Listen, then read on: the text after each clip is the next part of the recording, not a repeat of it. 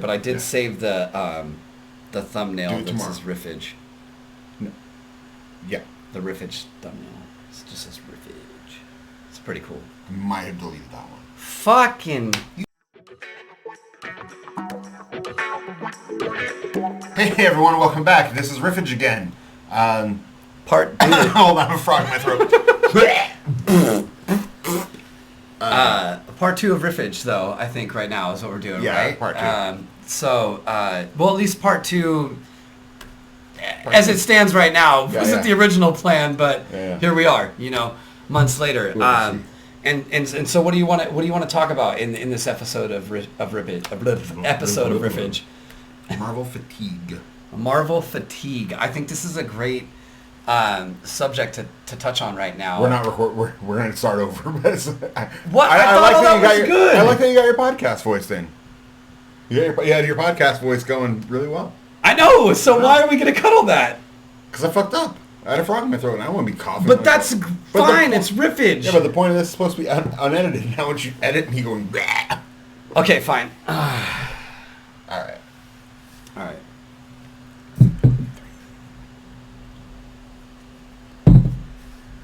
3. Welcome back, everybody. This is Riffage, I believe, episode 2. Part 2. Part 2.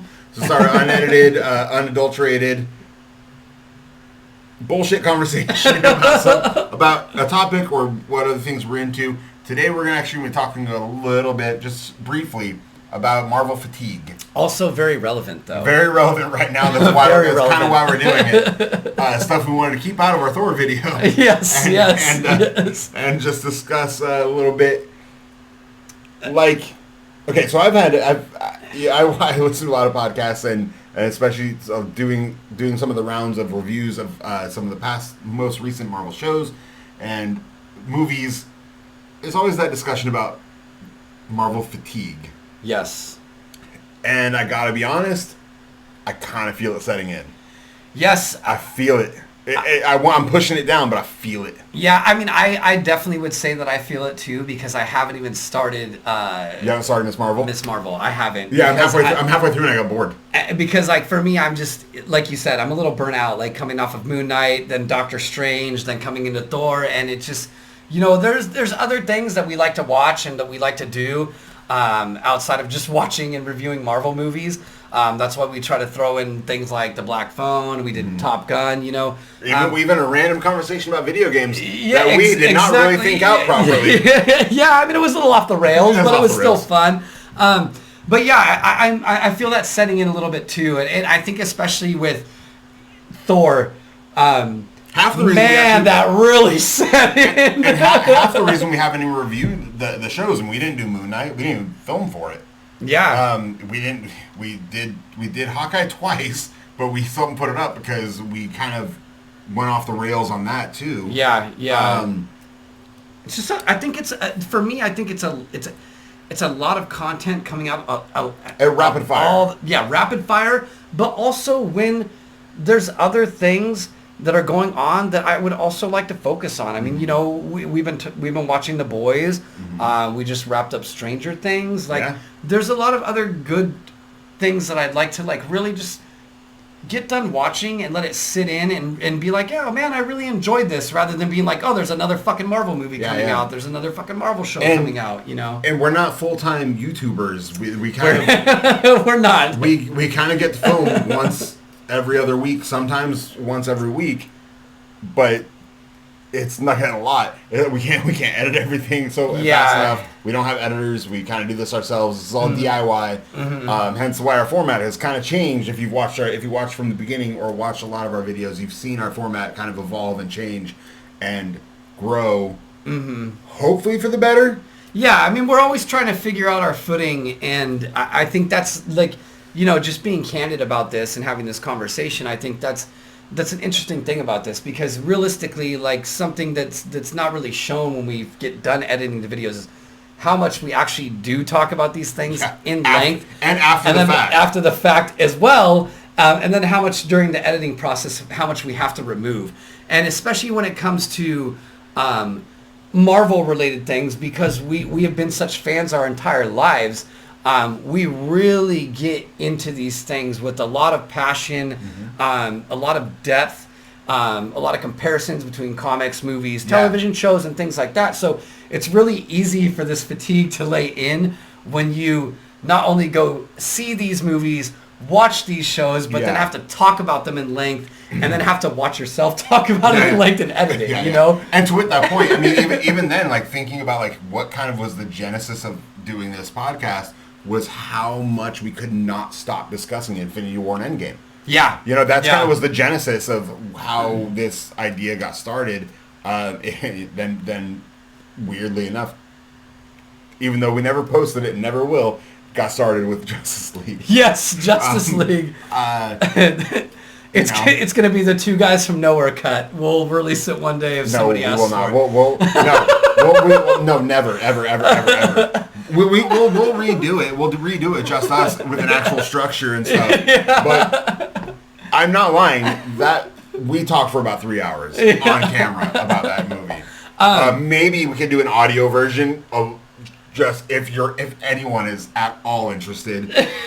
Yeah. But I don't want to edit it. Yeah. I'm sure it needs to be edited. At that point, it will just be thrown out. Yeah. It'll just be a 3-hour-long Riffage episode. Yeah, maybe. All audio, though. Yeah, all audio. There's not going to be any camera on that because it got a little messy. No, I mean, I think right there, I think that we were just still using one ring camera.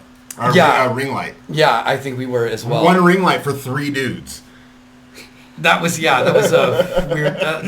That sounds like a URL that you shouldn't visit. Don't say that. Don't say that. One ring light, 3 dudes. I do have to ask though.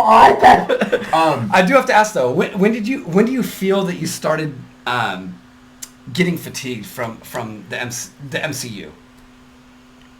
When do you think it started to set in? Okay, when I think I consciously acknowledged it was the last episode of Ms. Marvel.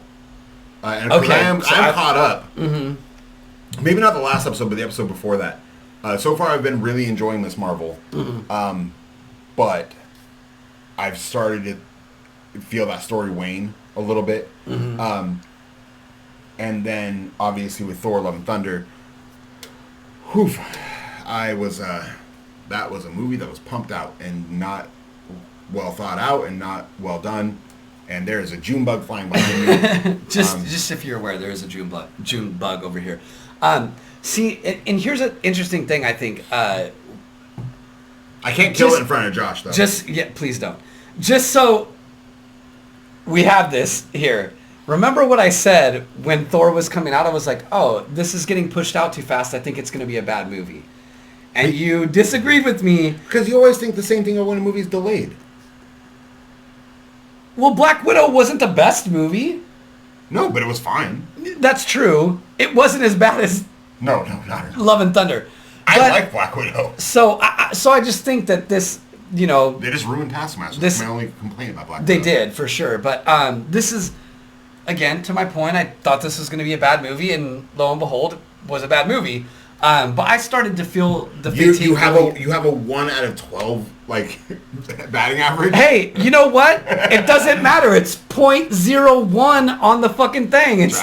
There's still a number there. Whatever. You know how I am with math. But so don't throw math at me. So I think for me, when it set in, to be honest, I'm gonna say was Doctor Strange. Really? I enjoyed Doctor Strange, but I just kind of at that point started to. Yeah. Because I think Moon Knight had just finished, and then Doctor Strange came out, and I was just like, oh my gosh, like this, it's coming out. Like, I remember we had this conversation. I was like, wait, Thor's coming out in July? And you were like, yeah. That's right. And I was like, are you fucking kidding me? Like wow. Yeah, but I mean, Doctor Strange came out in May. But but that's kind of the point, is that there's been like a movie and a 6-episode thing. Series, then another movie. And it's been that way for at least the last 6 months. Yeah, and I think that like that just kind of started to set in, and I'm just like, man, like like as much as I love like the MCU and I love discussing it and things like that, it's like I just want to break from it, because I feel like at this point, like especially with Thor: Love and Thunder, I didn't enjoy that movie at all. And I don't want to feel that way going forward with Marvel movies or shows. Yeah. You know? I mean, there's some good stuff coming up, but yeah, like, and I think a big part of it too is we're getting now into the area where, and this, even comic book fans can probably agree to this. We're getting to an area now where they're introducing way more obscure characters that no one really cares about. Even if you were a comic book fan, you don't really care about. Yeah, I mean, what Miss Marvel, the villains are like the unseen or something like that. And who cares? I mean, I think in She-Hulk, which is coming out next month, that has Frogman in it. Frogman. So so we're kind of, it's like diminishing returns on like characters that anyone cares about, which kind of now goes against my my Batroc the Leaper argument about how like the MCU can do so much because they can just throw in these characters bit by bit. But now what they've been doing with these shows and one every like 3 months, it's throwing just kind of too much. And so Frogman, what kind of character would you say that he is? He's a man dressed like a frog. You don't say. Not just a clever name. Yeah, it is as it is on the tin. So, again, this is the Riffage video where this is supposed to be short and sweet. Just real quick before we wrap this up, I'm just going to say they can win me back. I don't think She-Hulk's going to be the thing to do it. I absolutely don't think so. I don't even think I'm going to watch Miss Marvel until probably a couple months from now, maybe. Yeah, give it some time. Same it's thing with with She-Hulk. I might not even revisit or start it when it comes out. I think the girl who's playing Kamala Khan is really good and really adorable and just like endearing and I love her. But so far that show is just sort of meandering. Placeholder. Yeah, it's just sort of there. Mm-hmm. Like the characters are great and the acting's fine.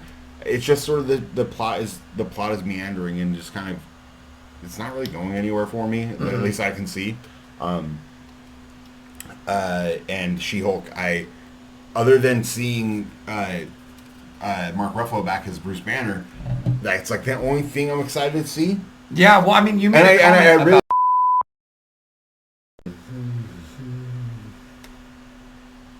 Sorry we lost that. Ran out of room on the disc there.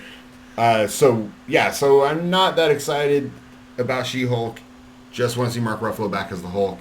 I do like the girl from Orphan Black who's playing She-Hulk. Cannot remember her name right now. Did not write it down in a note. So, well, and I think that one thing, obviously, when we were talking about this and we saw the trailer for She-Hulk, one thing that you were talking about was the CGI. Looks and awful. You said that it looks awful. And I'm hoping they sonicked it and fixed it. But we'll see. I mean, apparently there are people who've found some updated footage. Okay. Or seen some updated footage, or Disney's released some updated footage. I have yet to see it though. So. Yeah. So we'll see how that series is. I mean, again, like I said, I don't know if I'm planning on watching it because again, I'm a little fatigued. I'm a little tired. And hopefully we can recharge the battery and get back into it. And hopefully Wakanda Forever comes out in November. We should be getting a trailer soon. Yeah. So we'll see how that works out. But with that being said, I think, what do you want to do? Go ahead and sign off this riffage. All right, have a good night, everybody.